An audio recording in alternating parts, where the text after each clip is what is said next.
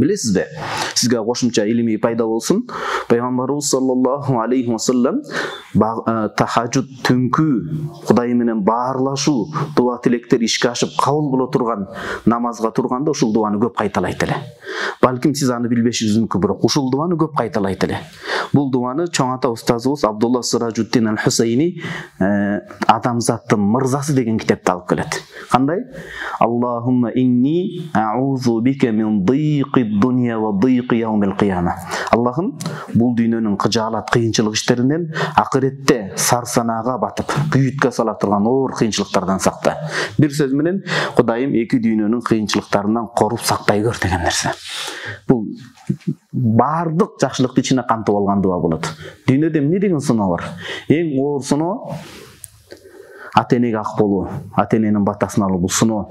Бул адам аракет кылат. Бир туугандары менен ынак мамилени, ысык мамилени кармап калуу, үй бүлөсүнө, аялына жакшы күйөө болуу, балдарына татыктуу таалим, тарбия, жакшы ата болуу. Мына ушулардын бардыгы кирип кетет. Өткөл турмуш жашоодо. Анан акыреттеги оор сыноолорго да кабырдан башталат да.